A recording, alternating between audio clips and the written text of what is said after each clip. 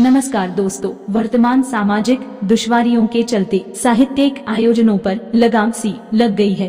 इसी को ध्यान में रखते हुए सामाजिक संगठन केसीएन क्लब की उपशाखा निर्झरिणी द्वारा कविता एवं साहित्यिक प्रोत्साहन हेतु कवियों की चौपाल की शुरुआत की है। तो आइए देखते हैं। This program is co-sponsored by Jindal Steelworks, JSW Start Strong Grow Stronger, B6, MIDC Tarapur, Maharashtra for 01506।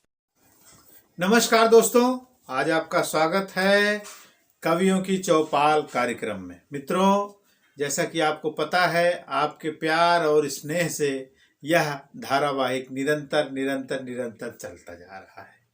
इस कार्यक्रम में जितना सहयोग साहित्यकारों का है, कवियों का है, रचनाकारों का है, उतना ही सहयोग साहित्य प्रेमी श्रोताओं का भी है, जो निरंतर इस कार्यक्रम को सराहते जा रहे हैं और निरंतर रचनाओं को सुन रहे हैं और अपनी अभिव्यक्ति, अपना कमेंट बॉक्स पे लिख रहे हैं, मोबाइल नंबर पे मैसेज दे रहे हैं, ईमेल के द्वारा मैसेज कर रहे हैं।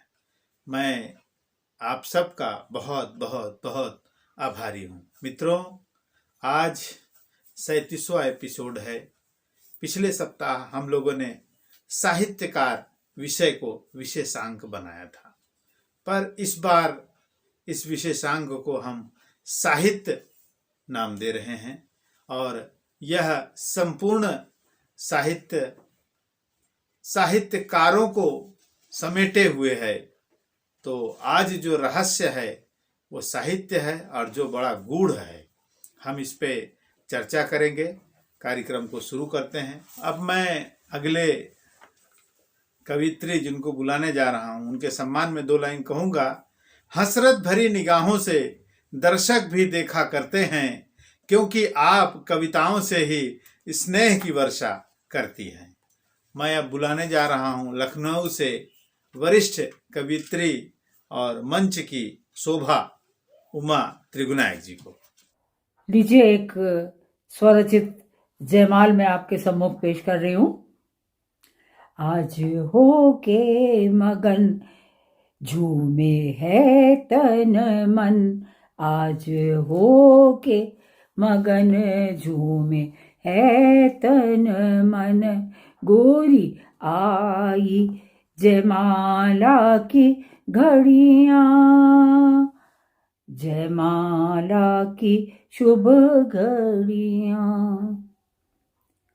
गोरी हौले बढ़ो, आगे धीरे बढ़ो, देखो गजरे की हैं नन्ही कलियां, जयमाला की शुभ घड़ियां।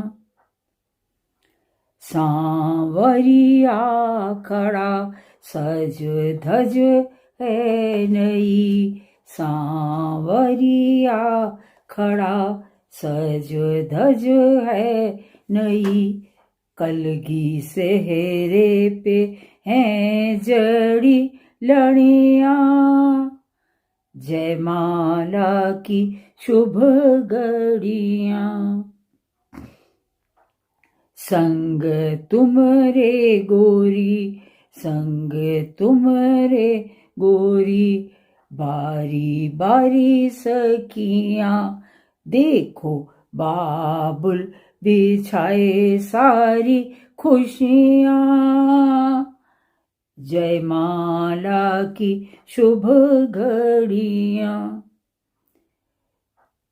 जयमाला की शुभ घड़ियां। आज हो के मगन झूमे है तन मन, गोरी आई जयमाला की घड़ियां, जयमाला की शुभ घड़ियां, जयमाला की शुभ घड़ियां। बहुत ही सुंदर। आजकल विवाहों का समय चल रहा है, सभी लोग नाच कूद रहे हैं, मेहंदी कहीं तो कहीं रंगोली लटकन लटके हुए हैं, फूलों के तोरण, आम पत्ते के तोरण दिख रहे हैं। शादी का माहौल है और बहुत सुंदर जयमाला गीत गाया उमा त्रिगुनायक जी ने। बहुत बहुत धन्यवाद, बहुत बहुत आभार। इसी तरह आपका प्यार और दुलार आशीर्वाद इस मंच को मिलता रहे। मैं आज होके मगन, झूमे है तन मन, आई है जयमाला की घड़ियाँ, आई हैं शुभ घड़ियाँ, आई हैं शुभ घड़ियाँ। बहुत ही सुंदर। आपकी रचनाएं हमेशा समसामयिक रहती हैं, वास्तविक त्योहारों से संबंधित रहती हैं और विषय कोई भी हो, रचनाएं आपकी बहुत गूढ़ विषय लेके आती हैं। और आज भी विवाह का वो दृश्य आपने सजाया, ऐसा लगा कि विवाह के मंडप में हम पहुंच गए हैं। इसी स्नेह और प्यार के साथ यह कार्यक्रम ऐसे चलता रहेगा। बहुत बहुत धन्यवाद, आभार। और मैं कार्यक्रम को आगे बढ़ाते हुए अगले कवि जिनको बुलाना चाहता हूं, उनके सम्मान में 2 लाइन कहूँगा। मीठी बात और चेहरे पर मुस्कान, मीठी बात और चेहरे पर मुस्कान, यही है इन कवि श्रेष्ठ की पहचान, यही है इन कवि श्रेष्ठ की पहचान। मैं अब बुलाने जा रहा हूँ चंद्रदेव शर्मा जी को, जो नोएडा से हैं और बेहद ही रोचक विषय लेके आते हैं। विषय तो आम समाज के लिए समसामयिक होता है, लेकिन उनका जो अभिव्यक्ति का तरीका है और उनका जो विचार मंथन है बहुत ही सराहनीय रहता है। तो आइए सुनते हैं आज हमारे लिए क्या लाए हैं। नमस्कार। वानप्रस्थ जीवन से निकलकर संन्यास आश्रम में जब व्यक्ति पहुंचता है तो उसकी परिकल्पना होने लगती है। मैं भी कुछ इसी तरफ बढ़ रहा था और जानने की कोशिश कर रहा था कि ये सन्यासी जीवन होता क्या है। उसी सोच में कुछ अपने भाव इस तरह से लिखे हैं, आपके सामने प्रस्तुत कर रहा हूं। सन्यासी जीवन। सन्यासी जीवन की परिकल्पना होती है मधुर। सन्यासी जीवन की परिकल्पना होती है मधुर। सांस्कारिक लगाव से अलगाव की प्रशस्त होती है डगर। सन्यासी जीवन की परिकल्पना होती है मधुर। सांस्कारिक लगाव से अलगाव की प्रशस्त होती है डगर। झंझटों से निकलकर मुक्ति का होता है जागृत भाव। झंझटों से निकलकर मुक्ति का होता है जागृत भाव। जनमानस की सेवा का भर जाता है ताव। जनमानस की सेवा का भर जाता है ताव। चलना है बिना रुके, नहीं कोई ठहराव, नहीं है कोई मंजिल, भरने हैं जनता के घाव। करनी है पूजा अर्चना, बांटना है ज्ञान, समझना है मानव जीवन था नहीं जिसका भान। पृथ्वी के ऊपर, आकाश के नीचे, प्रकृति की गोद में रहेगा यही ठिकाना, नहीं किसी आमोद प्रमोद में। बढ़ेंगे बढ़ेंगे पूर्णता की ओर, पाने को पूर्ण ज्ञान। बांटेंगे भोगेंगे बनकर ऊर्जावान। प्रकृति के नियम होते हैं श्रेष्ठ, नहीं कोई लघु, नहीं कोई ज्येष्ठ। बनेगा जीवन प्रकृति में, होगी नहीं कलेश। मन होगा शांत, मिट जाएंगे द्वेष। याद करेंगे उसको, याद करेंगे उसको जो है पालनहारा। मिट जाएंगे भेद सभी, रहेगा नहीं हमारा तुम्हारा।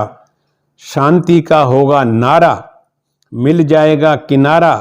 सार्थक होगा मंत्र, बिना रचाए तंत्र। पूर्णमदः पूर्णमिदं पूर्णात् पूर्णमुदच्यते। पूर्णस्य पूर्णमादाय पूर्णमेवाय शिष्यते। नमस्कार। सन्यासी जीवन।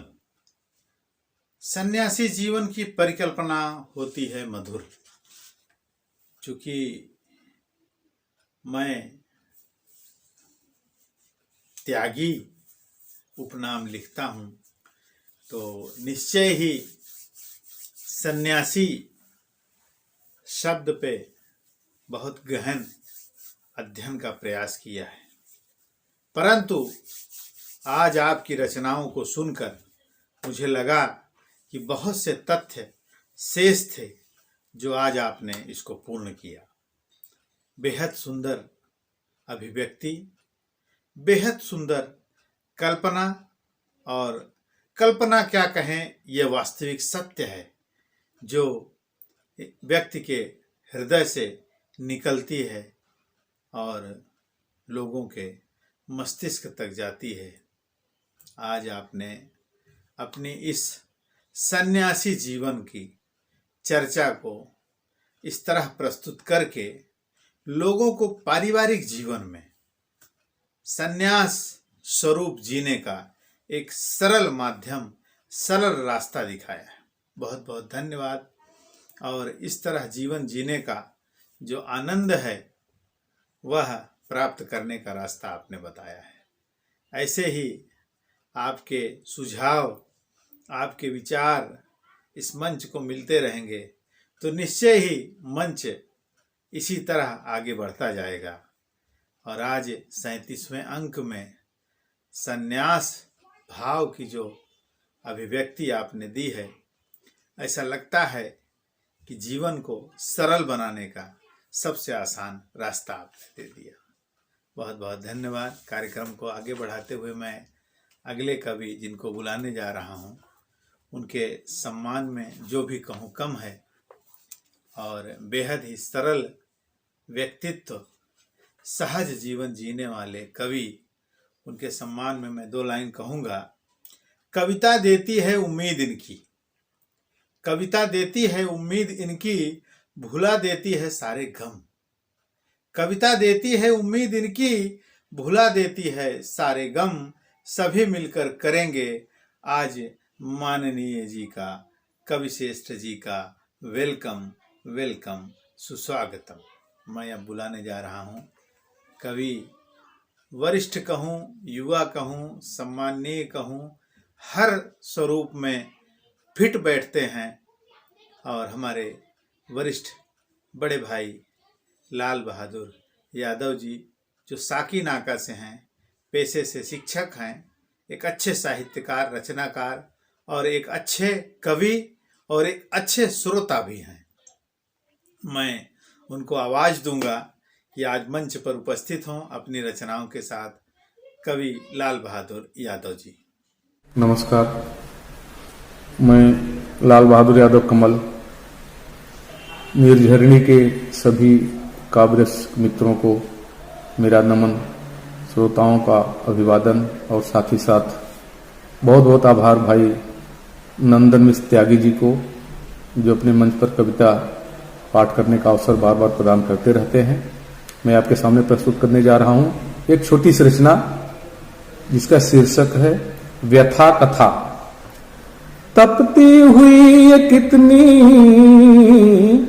मोहब्बत की है डगर, आहों की आग में जल सांसें धुआं हुई।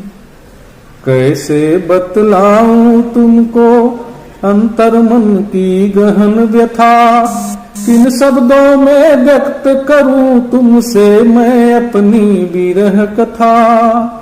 डूबा रहता है यादों में मेरा ये बैरागी मन, तृष्णा और बढ़ा देता है स्वप्न लोक का आलिंगन। तुम्ही कहो क्या नाम इसे दूं, बेनामी है जो नाता। आखिर ये कैसा बंधन है कुछ भी समझ नहीं आता।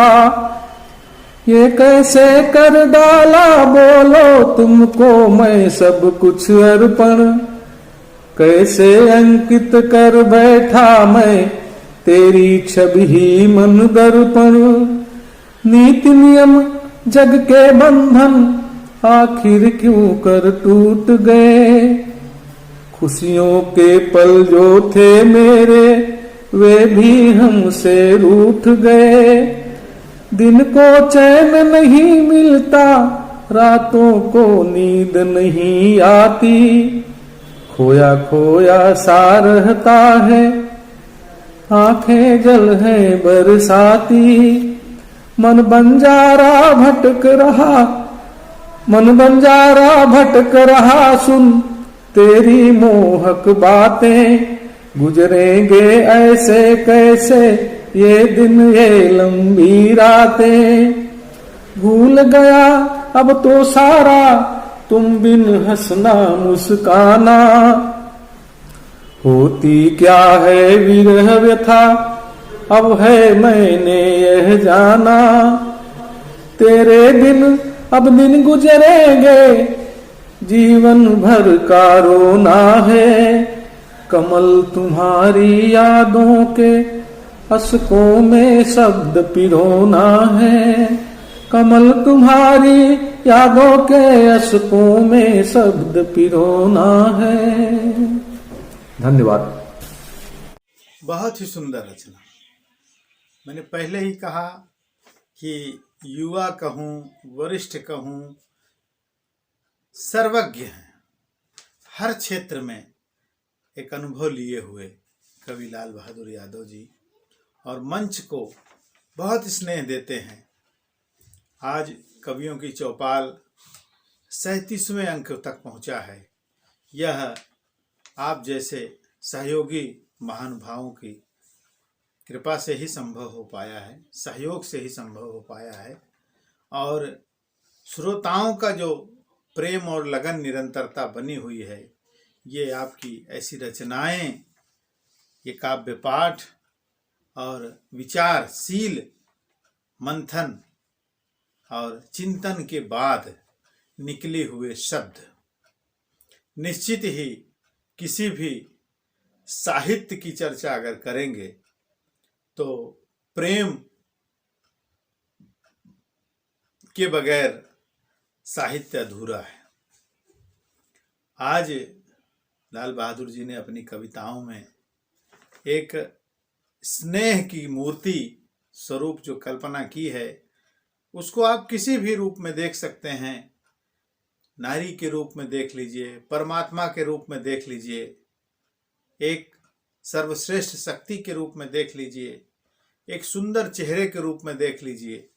उन्होंने जो भी कल्पना की होगी, उस कल्पना पे तपती हुई ये कितनी मोहब्बत की है डगर, तपती हुई ये कितनी है मोहब्बत की ये डगर। वास्तव में प्रेम और स्नेह बड़ा कठिन है।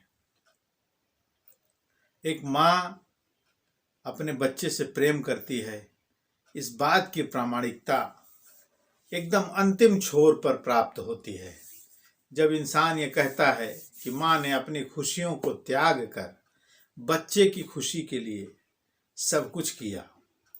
अर्थात अपनी खुशियों को छोड़ने की क्षमता हो तो ही स्नेह और प्रेम का दर्जा प्राप्त होता है।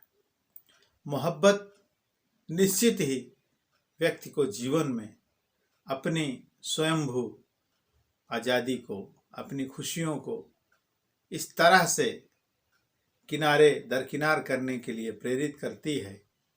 आज उस रचना को अपने लाल बहादुर जी ने इस चरितार्थ कर दिया, इस विषय को अपनी रचना में चरितार्थ कर दिया।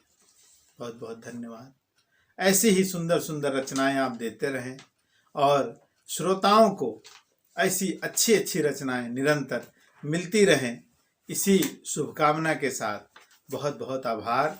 और मैं अगले कवि जिनको बुलाने जा रहा हूं, उनके सम्मान में 2 लाइन कहूँगा, पर उनका व्यक्तित्व कर्म और साहित्य दोनों को जोड़ता है। बहुत ही कर्मठ व्यक्तित्व और साहित्य जगत में उतने ही सरल सहज व्यक्तित्व, पूरी टीम के प्रिय व्यक्तित्व, जीवन में जिसको हमेशा परखा जाता है, हमेशा शब्दों में लाया जाता है और हमेशा प्यार दिया जाता है, पसंद किया जाता है। ऐसे व्यक्तित्व को हम बुलाने जा रहे हैं। उनके सम्मान में 2 लाइन जरूर कहेंगे। स्वीकार आमंत्रण किया, स्वीकार आमंत्रण किया, रखा हमारा मान, कैसे करें कृतज्ञता, स्वागत है श्रीमान, स्वागत है श्रीमान। मैं अब बुलाने जा रहा हूँ कवि, साहित्यकार और मर्मज्ञ। आज साहित्य का विषय है और साहित्य के मर्मज्ञ कवि संजय सिंह चंदन जी को, जिनका नाम चंदन हो, वो आप उसकी महिमा, उसकी शीतलता, उसके व्यक्तित्व का परिचय आप समझ सकते हैं कि चंदन विष व्यापत नहीं लपटे रहत भुजंग। दुनिया की 1000 कुरीतियों से परे संजय जी बेहद बेहतरीन कलाकार हैं। मैं चाहूँगा कि आज मंच को खुले हृदय से कुछ सुंदर रचनाएं अपनी दें कवि संजय जी। आज के कवियों की चौपाल जो निर्हणी द्वारा आयोजित की गई है, उसमें आज हमारी कविता है दर्द और टीस की बुनियाद पर खड़ी है समाज सेवा। दर्द और टीस की बुनियाद पर खड़ी हमारी समाज सेवा। इस कविता से हमने समाज सेवकों के 99% लोगों की भूमिका आज के समय में किस तरह से है और वो घर में किस तरह से सामना करते हैं, उसके लिए स्पेशली ये हमने कविता बनाई है, जो वास्तव में बहुत ही लोकप्रिय, जनप्रिय और अपेक्षित लगेगा समाज के वर्तमान समय। तो आइए मैं कविता आपको सुनाता हूँ। दर्द और टीस की बुनियाद पर खड़ी समाज सेवा। जिनका तन मन धन सब अर्पित, अंतर मन हृदय भाव समर्पित, सच्चा सेवक से जन जन हर्षित, निस्वार्थ सद्भाव से गर्वित, धन्य धन्य देव भाव सपुलकित, नमन नमन जन सेवक पुष्पित। चलो निकल कर करने सेवा, रोकते रुके न घर के देवा।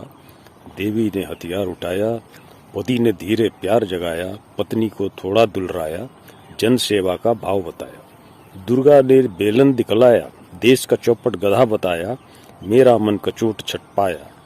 दरवाजे पर कब्जा जमाया, नजर बंद कर ताला लगाया। शौचालय की अनुमति पाया, थोड़ी देर में खाना बनवाया, टेबल पर फिर खाना लाया, खूब खिलाया, मस्त सुलाया। मेरा मन तन विचलित काया, फिर भी देख न उसको भाया। मेरे विचार में रौद्रता आया, मन ही मन में मैं गरमाया, फिर भी नहीं छलकी कोई माया। मैं समाज का जागरूक था प्रहरी, पत्नी की हम पर थी पहरा गहरी। जब भी बाहर काम बताता, हो जाती सुन पूरी बहरी। टीवी देखो घर में बैठो, नहीं चलेगी तेरी एकड़ी। थोड़ी देर में चाय पिलाती, खुंदस में वो हमें हंसाती, आकर धीरे से फरमाती, चलो बाजार में साथ हो जाती। जोरू का गुलाम बना, मन ही मन वो खूब मुस्काती, फिर से अपना रौब चढ़ाती, चलो निकालो मोटर गाड़ी। इतना कह सौंदर्य संवारती, खूब निहारे अपनी साड़ी। बाजार में कई जगह रुकवाती, ड्राइवर जैसा हमें बताती। सामाजिक कार्य के प्रकार बहुरंग हैं, जिंदगी यूं ही जंग है जब पत्नी संग है। उसकी बातें मानते रहो तो खूब उमंग है, जब रक्तदान में जाने को कहता तो कहती आपको खून कम है। आपको मर्दाना कमजोरी है, आपको क्या कोई गम है। अभी परसों ही हमारी हनीमून है, खून देकर आओ ना बताओ फिर भी उसे संकित जुनून है। किसी शव यात्रा में जाने को बताओ तो चिड़ बोले ये अब सुकून है। घर के खूंटे में बंधे रहो, बस इस पर ही सुकून है। हमसे मिलने कोई आए तो कहती घर में वो नहीं है, खुद को दिखाती वो बड़ी शालीन है। चुप रहकर कैद में वो समाज सेवी, चादर ओढ़ के आंखें बंद कर भी तमाशबीन है। समाज सेवा का नशा यूं ही नहीं पराधीन है, जब कोई पुरस्कार घर लाओ तो मुस्कुराहट दिखता हसीन है। फिर भी दुनिया काम नहीं आने वाला, यह नसीहत हर दिन है। जनसेवक, समाज सेवी, देशभक्ति भाव ये महापुरुषों ने दिखाया जरूर, फिर भी इस सेवा पर पता नहीं क्यों बेगम शौहर को रखती है दूर। किसी भी थोड़ी मदद कर दो, कोई आवेदन प्रार्थना लिख दो या रुपए पैसे का सहयोग करो, हो जाती है क्रूर। हमें तो सुभाष बोस, महात्मा कस्तूरबा, विनोबा भावे, लोकनायक जयप्रभा, मोदी, योगी राष्ट्र सेवकों पर है गुरूर। फिर भी सच्चा समाज सेवी आज के हालात में है पूरी तरह मजबूर। हार नहीं मानते, हर कदम पर करते रहते समाज सेवा, पत्नी को रखकर दूर। क्योंकि पत्नी की नजरों में आज भी है समाज सेवा बड़ा कसूर। डांट खाकर, थोड़ा पीट पिटाकर भी हम करते रहें जरूर। बेहद तकलीफ दे और पीड़ा से भरा है समाज सेवकों का ये दस्तूर। ये दिल से जले दिमाग के भले, संस्कार के भोले, समर्पण से होते मशहूर। ऐसे त्याग तपस्या का समर्पित व्यक्तित्व ही तो है भारत के कोहिनूर। जब मोबाइल पर बातें करते पत्नी का है दिल यूं जलता, गुस्सा करती पैर पटकती, बंद करो यह धौंस यूं चलता। बार बार बजे रिंग से चिढ़ती, मोबाइल छिन छुपा के रखती। लौट के प्यार से नाम वो पूछती, जैसे सबका नाम बताता, गाली सबको देकर चीखती। बड़ा कष्ट है इस जीवन में, बड़ा कष्ट है इस जीवन में करना समाज का काम। बीवी को जब भी बताएंगे तो होगा काम हराम। सामाजिक बन ढोल न पीटो, करेगी वो कोहराम। कपड़े धो दो, बर्तन धो दो, सब्जी काटो, खाना बांटो, तभी रुकेगा यह संग्राम। बीवी के डर से ही जपो हरि का नाम। श्री राम जय राम जय जय राम, श्री राम जय राम जय जय राम, जय श्री राम जय जय श्री राम, राधे श्याम राधे श्याम। बहुत ही सुंदर विषय समाज सेवा, और समाज सेवा को उन्होंने दर्द और टीस की बुनियाद पर खड़ी समाज सेवा को उन्होंने परिवार से जब जोड़ा तो निश्चित ही मन में एक कल्पना आई कि समाज सेवा करना कितना कठिन विषय है। सबसे पहले तो समाज सेवा वर्तमान स्थिति में व्यवसायिक व्यवस्था हो चुका है। जो समाज में समाज सेवक दिखते हैं, क्या वो समाज सेवा करने आए हैं कि स्वयं की सेवा कराने आए हैं, इसकी पहचान बड़ी कठिन है। दूसरा तथ्य आता है कि कुछ हृदय ऐसे हैं जो नम्र विवेकी हैं, परंतु वह समाज सेवा करने में सक्षम नहीं है। और एक स्वरूप समाज सेवा का जो अभी कवि आदरणीय संजय जी ने दिया कि करने की तो इच्छा है लेकिन घर से स्वच्छंदता नहीं है, ऐसी परिस्थितियों में आप कैसे समाज सेवा करेंगे। अपने हास्यास्पद रचना के साथ, गूढ़ विषय के साथ आपने इस रचना को पूर्ण किया। बहुत बहुत धन्यवाद। संजय जी एक नई चीजें लेके आते हैं। आज भी उन्होंने पटल पे एक नया विषय रखा। तथ्य एकदम सही है, वास्तविकता से परे नहीं है, साहित्य का विषय है और आज के साहित्य में जीवन दर्शन दिख रहा है। इस जीवन दर्शन को हम कैसे आगे बढ़ाएं, हम कैसे उसको मूल स्वरूप में लाएं, ये बताने का प्रयास किया। किस किस तरह की समस्याएं आती हैं, किस किस समस्याओं से हमको झेलना है, आगे बढ़ना है, पार पाना है, वह बताने का प्रयास करते हैं। बहुत बहुत धन्यवाद संजय जी। ऐसे ही आपका मार्गदर्शन मंच को मिलता रहे, जनतंत्र को मिलता रहे, श्रोताओं को मिलता रहे और मंच के समस्त कविकुल का ये सहयोग अपरिहार्य। बहुत बहुत नम्र निवेदन और भावपूर्ण आदरपूर्ण धन्यवाद और आभार। मंच को मैं आगे बढ़ाते हुए अगले कवि जिनको बुलाने जा रहा हूं उनके सम्मान में 2 लाइन कहूँगा। 4 चांद लग गए हमारे इस पावन अवसर पर, 4 चांद लग गए हमारे इस पावन अवसर पर, आज आपके शुभागमन पर बढ़ी हमारी शान, आपके शुभागमन पर बढ़ी हमारी शान। अब मैं बुलाने जा रहा हूँ वरिष्ठ कवि, व्यंग्यकार, छंदकार, रचनाकार, साहित्यकार, जो भी कहेंगे सब उनके साथ आकृति बनती है।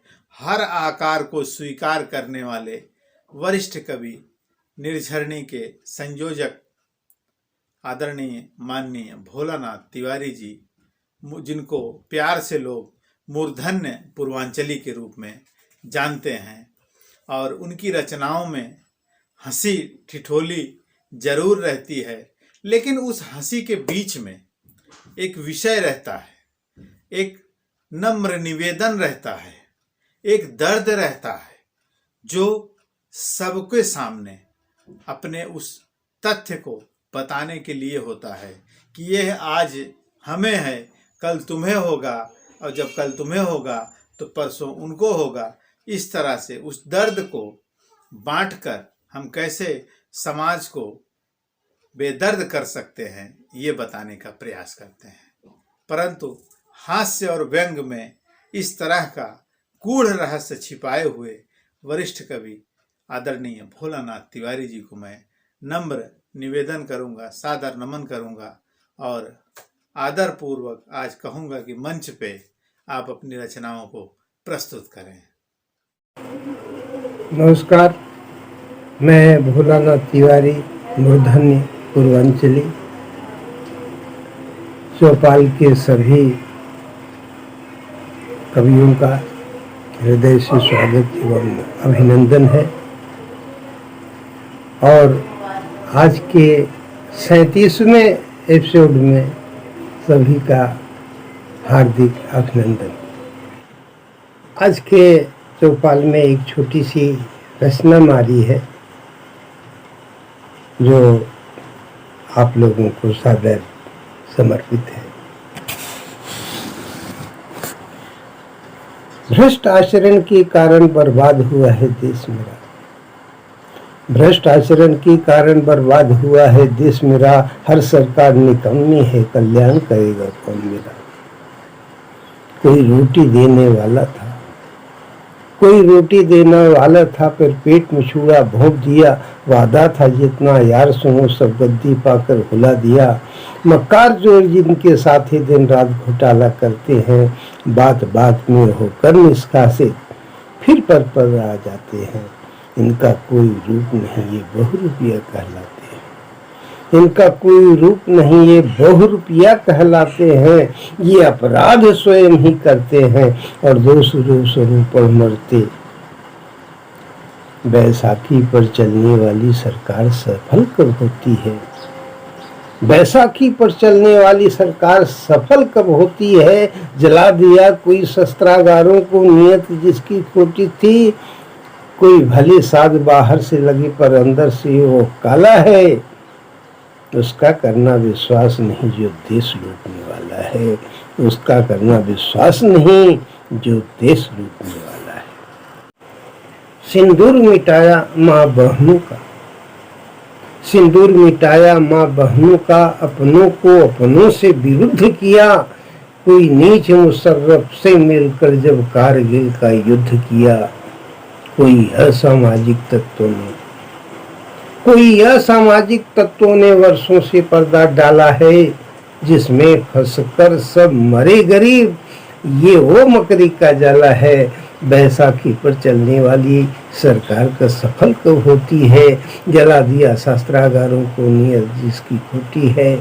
वो भले साधु बाहर से लगे पर अंदर से वो काला है। उसका करना विश्वास नहीं जो देश लूटने वाला है। मंत्री पर कोई टैक्स नहीं, मंत्री पर कोई टैक्स नहीं। बेमौत किसान जहां पर मरे। अरे धिक्कार है ऐसे शासन पर जहां इनकम टैक्स मजदूर भरे। अब बेनकाब कर दो यारो, जो पूंजीपति का साथी है वो मंदिर क्या बनवाएगा जो अवसरवादी पापी है, जो अवसरवादी पापी है। बहुत ही सुंदर तथ्य। उसका करना विश्वास नहीं जो देश लूटने वाला है। आज मूर्धन्य जी ने अपनी रचनाओं में, अपने साहित्य में वर्तमान राजनीति को परिप्रेक्ष्य में रखकर पटल पर अपने वक्तव्य रखे। वास्तव में यह विचारणीय प्रश्न है जो हम आपसे भी है, जो भी श्रोता इस कार्यक्रम को सुन रहे हैं, मैं सभी को इंगित करके यह कहना चाहूँगा कि यह प्रश्न हम सबसे है कि आज हम जहाँ हैं, जिस तरह की राजनीति में हम जी रहे हैं, भारतीय संविधान देश सबको एक पटल पर लाने और रखने का प्रयास करता है, आदेश देता है। नियम आधार पर हमें समसामयिक रूप से सामाजिक एकता का ताना बाना बना के जीवन जीना चाहिए, रहना चाहिए। परंतु वर्तमान राजनीतिक परिदृश्य में क्या यह मिलता है, यह एक प्रश्न है। मुझे लगता है कि यह बड़ा गूढ़ प्रश्न है। यह हर व्यक्तित्व को अपने जीवन के लिए, अपने समाज के लिए इतना विचार अवश्य करना चाहिए। बहुत बहुत धन्यवाद मूर्धन्य जी ने आज ऐसे विषय को पटल पर उठाया। वैसे मूर्धन्य जी हमेशा ही अच्छे विषयों को पटल पर रखते हैं। आज भी उन्होंने सूझबूझ के व्यंग और साहित्य को पिरोकर राजनीतिक सत्यता को प्रदर्शित करने का प्रयास किया। बहुत बहुत धन्यवाद, आभार। मंच से ऐसे ही आपका सहयोग मंच को मिलता रहे, निर्झरणी ऐसे ही कल कल बहती रहे और आपके प्यार और आशीर्वाद के साथ यह मंच दर बदर दिनों दिन आगे निरंतरता पाता रहे। धन्यवाद। अब मैं कार्यक्रम को आगे बढ़ाते हुए अगले कवि को बुलाने से पहले उनके सम्मान में 2 लाइन कहूँगा। आप आए यहाँ शुक्रिया मेहरबान, आप आए यहाँ शुक्रिया मेहरबान, क्या कहें आपको हम हुए बेजुबान, क्या कहें आपको हम हुए बेजुबान। यह सभा हर्ष से हो गई तरबतर, यह सभा हर्ष से हो गई तरबतर, नूर से भर गया ये सारा जहां, ये सारा जहां। अब मैं बुलाने जा रहा हूं झारखंड से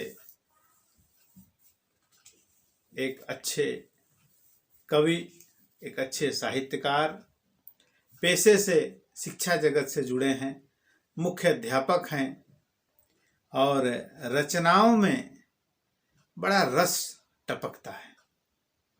मुझे लगता है कि झारखंड को लोग कहते हैं कि बहुत सारे मेटल छुपाए हुए है, कोल छुपाए हुए है, लेकिन जो मरम शब्दों में है वह झारखंड के गायक कलाकारों में, साहित्यकारों में, उनके नम्र स्वर में जो स्वर लहरी मिलती है, लगता है कि झारखंड की वादियां बड़ी हरी भरी हैं। आज संजय जी ने भी उस हरी भरी वादियों में खड़े होकर रचना आज मंच को दी है। इसी तरह अब मैं सत्येंद्र कुमार सिंह जी से आग्रह करूंगा कि आज मंच को आप फिर से हास्यास्पद कर दें, खिलखिला दें और जो लोग दर्द में सिमटे लिपटे पड़े हुए हैं उनको फिर से एक बार खड़ा कर दें मंच पे और हृदय की जो गति है वो प्रफुल्लित कर दें। मैं सत्येंद्र जी को आग्रह करूंगा कि मंच पर आएं और अपनी रचना प्रस्तुत करें। केसीएन क्लब की उपशाखा निर्झरणी द्वारा आयोजित काव्य गोष्ठी व सम्मान समारोह में आप सभी विद्वान साहित्यकारों, श्रेष्ठ कविगण एवं कार्यक्रम के मुख्य अतिथि, साहित्य व काव्य जगत के दिग्गज, राष्ट्रीय हस्ताक्षर डॉक्टर कपिल देव मिश्र जी तथा विशेष अतिथि महान साहित्यकार एवं मुंबई के लोकप्रिय संपादक कृपाशंकर मिश्र जी, महर्षि दयानंद सरस्वती महाविद्यालय परेल मुंबई के हिंदी विभाग के अध्यक्ष, साहित्य जगत के महारथी doctor Umesh Chandra Shukla ji, KCN club headlines TV के राष्ट्रीय अध्यक्ष नंदन मिश्र त्यागी जी, निर्झरणी संस्था के राष्ट्रीय संयोजक भोलानाथ तिवारी जी एवं अन्य सभी गणमान्य कवियों को तथा मुझे इस मंच तक पहुंचाने वाले परम मित्र संजय सिंह चंदन, जो मेरे छोटे भाई तथा लंगोटिया यार भी हैं, का हार्दिक यथायोग्य स्वागत, नमन, वंदन, अभिनंदन करते मैं सत्येंद्र प्रसाद सिंह, प्रभारी प्राचार्य जेलगोड़ा स्कूल झरिया, इस राष्ट्रीय आयोजन के लिए निर्झरणी संस्था का आभार व्यक्त करने के साथ साथ धन्यवाद भी देता हूं। आज की मेरी इस कविता का शीर्षक है ई मोबाइल कहाँ से आई। इस कविता को मैंने भोजपुरी में लिखा है क्योंकि मैं खुद भोजपुर से हूँ और मुझे अपनी भाषा से बहुत प्यार है। तो चलिए आइए आज हम इस कविता का आनंद लिहल जाओ एक कविता के जेकर शीर्षक बा ई मोबाइल कहाँ से आई। जब से ई मोबाइल आई दुनिया एकरे में अझुराई, सुख दुख के छोड़ परवाह, मोबाइल से प्रेम भइल अथाह, गिरला पर जाने निकल जाला मोरे भाई रे, यही से दुनिया पूछ रहल बा ई मोबाइल कहाँ से आई। लइका छोड़ दिहलन पढ़ाई, ऐसन कार्टून के निशा धराई, कोनो काम जन आरहाई, ना त ताकते रहम ए भाई, उनका फुर्सत नइखे पबजी के लड़ाई से, यही से दुनिया पूछ रहल बा ई मोबाइल कहाँ से आई। घर में भोजन नइखे बनत, घर घर के स्थिति बा इहे कि घर में भोजन नइखे बनत, दिन भर फेसबुक व्हाट्सएप के सनक, मेहरारुओ भइली एकर दीवाना, घर के इज्जत लागल ठिकाना, लोक लाज सब छूट रहल बा भाई रे, यही से दुनिया पूछ रहल बा ई मोबाइल कहाँ से आई। आजकल ये एगो बीमारी हो गई बा, आ केहू एकरा से अछूता नहीं खे। तो आई आगे बुढ़वा बुढ़ियों के चढ़ल बा सबक, समाइल आंख फोड़े के सनक, डीपी बदलाता दिन रात, कतहूँ करे खातिर घात, मछली धरे के फेरा में लागल बाड़न भाई रे, यही से दुनिया पूछ रहा। बहुत ही सुंदर, तालियां तो बनती ही हैं। सत्येंद्र जी ने अपनी रचनाओं में भोजपुर का पूरा रस भर दिया।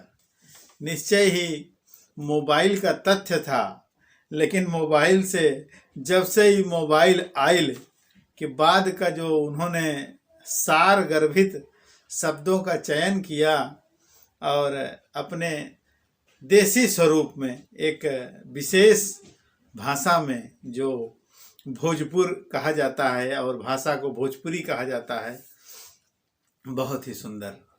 मैं मंच से बहुत बहुत आभारी हूँ। सत्येंद्र जी का शिक्षक हैं, प्रधानाध्यापक हैं और उसके साथ साहित्य में एक अच्छी पकड़ रखते हैं। मैं मंच से निवेदन करूंगा कि सत्येंद्र जी की रचनाएं इसी तरह मंच पर आती रहें और यह तालमेल इसी तरह चलता रहे और हम सब एक दूसरे से इसी तरह बंधे रहें। निर्झरणी का लक्ष्य भी वही है और आज निर्झरणी ने अपने पादान पे जो स्थान प्राप्त किया है उसमें आप जैसे कवियों का विशेष सहयोग है। कार्यक्रम समाप्ति की ओर है और समय भी बढ़ता चल रहा है। अब मैं कार्यक्रम समाप्ति के पहले फिर से एक नम्र निवेदन करूंगा कि सरकार द्वारा जारी गाइडलाइन का पालन करें। कोविड थर्ड फेज की कुछ सुगबुगाहट समाज में अंतर्राष्ट्रीय रास्ते से आ रही है, लेकिन हम संकल्प युक्त रहें, हम संकल्प लिए रहें कि भारत में हम किसी रोग को फैलने नहीं देंगे और हम उसको बैरन वापस लौटा देंगे। समाज में सोशल डिस्टेंस का ध्यान रखें। भीड़ भाड़ अगर आपके द्वारा इकट्ठा हो रही है तो प्रयास करें कि इकट्ठा ना करें। अगर मजबूरी में लोगों का इकट्ठा होना निश्चित हो रहा है तो सामाजिक दूरी बनाए रखें, सोशल डिस्टेंस मेंटेन रखें, मास्क का प्रयोग करें, प्रयास करें अनावश्यक बाहर जाना ना हो। अगर जा रहे हैं तो घर आने के बाद अपने शरीर को, हाथ को, कपड़ों को स्वच्छ रखें। ध्यान रखें कि हम पूरी तरह से इस चीज़ को केयर कर रहे हैं कि नहीं। याद रखें, जानकारी, सुरक्षा ही बचाव का सही जरिया है और भारतवासी पिछले 2 अटेम्प्ट में जो कोविड का स्वरूप यहाँ आया, देशवासियों ने बहुत सुंदर उसका जवाब दिया और बड़ी ही बुद्धिमत्ता के साथ देश को एक अच्छे स्थान पर लाया। आज आर्थिक रूप से भी देश चल रहा है और इसको भी आगे बढ़ाना है। तो कृपया सहयोग करें, समाज को और उच्च स्तर पर ले चलने के लिए एक दूसरे का ध्यान रखें, एक दूसरे को संभालें, प्रयास करें कि अनावश्यक कहीं आना जाना ना हो। अगर आवश्यकता है तो जाएं, लेकिन सुरक्षित। आपकी ज़िंदगी इस देश की अमानत है, हम सब के लिए महत्वपूर्ण है, हम सब के लिए ज़रूरी है। आपका रहना हमारे लिए बहुत बहुत बहुत अनिवार्य है। बहुत बहुत धन्यवाद और इसी प्रेम और स्नेह के साथ विदाई लूँगा और फिर मिलेंगे आज के ही दिन, इसी समय, इसी पल, अगले सप्ताह। तब तक के लिए नमस्कार।